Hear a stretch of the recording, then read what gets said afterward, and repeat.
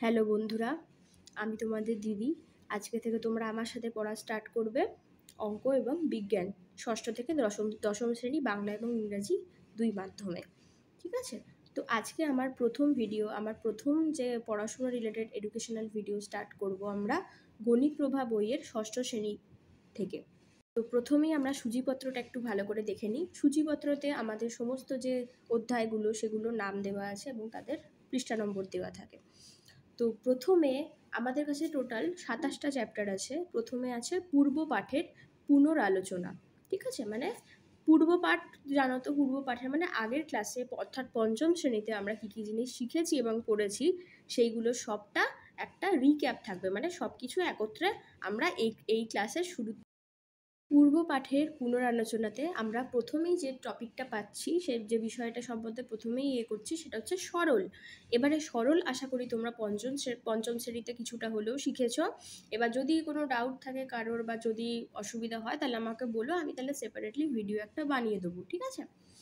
আচ্ছা, এবারে এখানে আমরা শিখব সরলের কিছু নির্দিষ্ট নিয়ম কানুন, যে নিয়ম কানুন দিয়ে আমাদের সরল করাটা অনেক বেশি সহজ হয়ে যাবে এবং তাড়াতাড়ি হয়ে যাবে। প্রথমে আমরা জেনে নেব বন্ধনী কি, বন্ধনী কয় প্রকার এবং কোন বন্ধনীর কাজ সবার প্রথমে করতে হয়। তো প্রথমে আসে যেখানে রেখা বন্ধনী।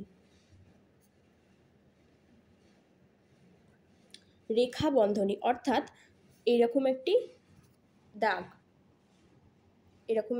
দাগ, ঠিক আছে? এবারে আচ্ছা, রেখা বন্ধনীর পরে যে বন্ধনী আসছে সেগুলো হচ্ছে প্রথম বন্ধনী, তৃতীয় বন্ধনী, এই প্রথম, দ্বিতীয় এবং তৃতীয় বন্ধনী। ঠিক আছে?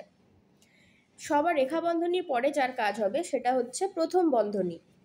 প্রথম বন্ধনীর পরে হচ্ছে দ্বিতীয় বন্ধনী, দ্বিতীয় বন্ধনীর পরে হচ্ছে তৃতীয় বন্ধনী। আমি এখানে 1 2 3 4 করে লিখলাম যে প্রথমে কাজ হবে রেখা বন্ধনীর, তারপরে হবে প্রথম বন্ধনী, তারপরে দ্বিতীয় বন্ধনী, তারপর তৃতীয় বন্ধনী। এটা তোমরা স্ক্রিনশট নিয়ে নিতে পারো বা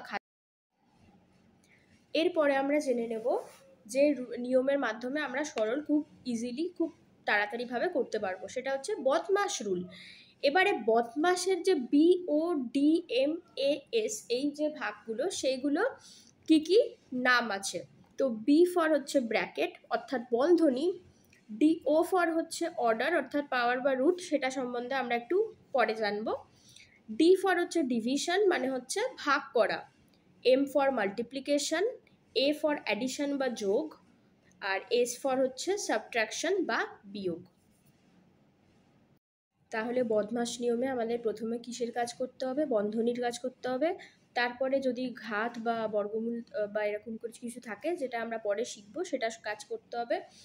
তারপরে হচ্ছে ভাগের কাজ করতে হবে, তারপরে গুণ, তারপরে হচ্ছে যোগ বা অ্যাডিশন, আর তারপরে হচ্ছে S ফর মাইনাস বা সাবট্রাকশন। ঠিক আছে? তাহলে আমরা সরল অঙ্ক এইরকম প্রত্যেকটা পদক্ষেপ ধাপে ধাপে মেনে আমরা করব। এবার নিজে করি 1.1-এর দাগের অঙ্কটা দেখি যে 30 মাইনাস 24 মাইনাস 6 ওপরে কি আছে? রেখা বন্ধনী দেওয়া আছে, মানে সিঙ্গেল লাইন, একটা লাইন টানা আছে। তারপরে প্রথম বন্ধনী শেষ হচ্ছে, তারপরে দেওয়া আছে -8, এর মান খোঁজার চেষ্টা করি।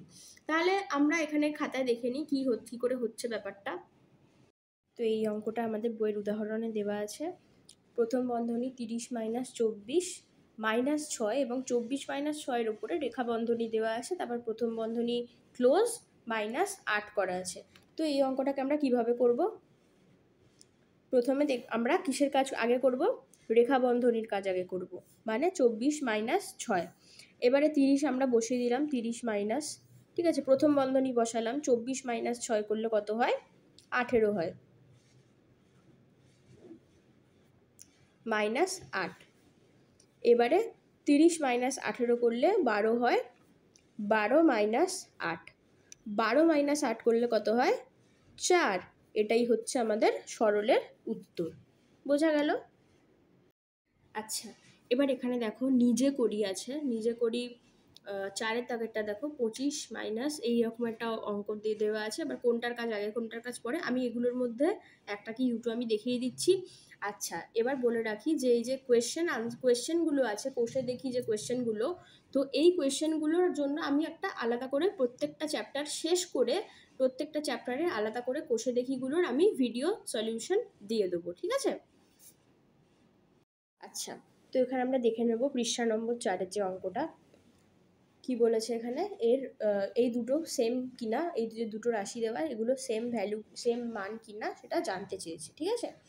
তাহলে আমরা ফার্স্টে দেখব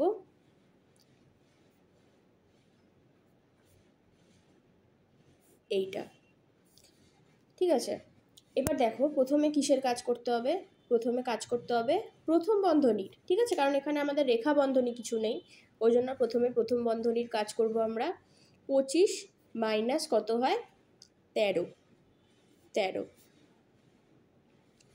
এবারে কিসের কাজ করব, দ্বিতীয় বন্ধনীর কাজ করব। 25 মাইনাস 13 করলে কত হয় 12। এখানে আমরা বন্ধনী তুলে দেবো কারণ বন্ধনীর কাজ হয়ে গেছে, ভাজিতক 3, ঠিক আছে?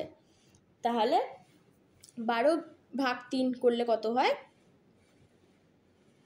4।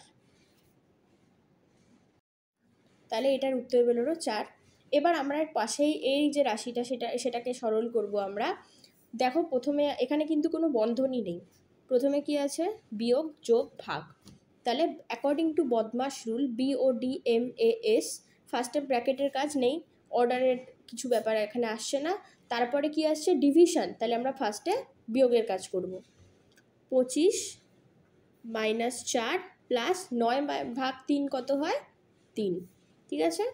এরপরে দেখো মাল্টিপ্লিকেশন বা গুণও এখানে অবস্থিত নয়, তাহলে কি আছে অ্যাডিশন আর সাবট্রাকশন, মানে যোগ এবং বিয়োগ আছে, ঠিক আছে? তাহলে আমরা ফার্স্টে কি করব, এটা তো বিয়োগ আছে আমরা আগে করতে পারবো না, তাহলে আমরা এখানে আগে যোগ করে নেব 4 + 3।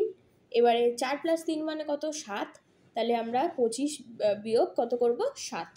25 বিয়োগ 7 করলে কত হয়, এবার তোমরা আচ্ছা আমি যে এগুলো যে ক্যালকুলেশনগুলো করবো আমি তো মুখে মুখে করবো, কিন্তু তোমরা অবশ্যই সেটাকে রাফে ডান দিকে খাতায় লাইন টেনে সুন্দর করে রাফে করবে, ওকে? তাহলে 25 মাইনাস 7, তাহলে 7 থেকে 15 বাদ দিলে কত হয়, তাহলে আমাদের আনসার কত হবে 18। আচ্ছা এবারে বলো এই যে দুটো রাশি এদের কি মান কি সমান হচ্ছে না, তাহলে এরা হচ্ছে নট ইকুয়াল টু, এদের দুজনের মান সমান হচ্ছে না। তো আজকে আমরা এই অবধি শিখলাম, সরল অবধি। পরের ক্লাসে আমরা রসাগু গসাগু থেকে স্টার্ট করব। তো তোমরা এই ক্লাসটা খুব ভালো করে পড়ো, বোঝো মন দিয়ে, কোনো অসুবিধা থাকলে আমাকে কমেন্টে জানাবে, ঠিক আছে? এইভাবে আমরা একটা ছোটো ছোটো টপিক করে আমরা এগোবো। নতুন নতুন আপডেট পেতে চ্যানেলটাকে লাইক করবে, সাবস্ক্রাইব করবে, ভিডিওগুলোকে শেয়ার করে সবার কাছে পৌঁছে দেবে।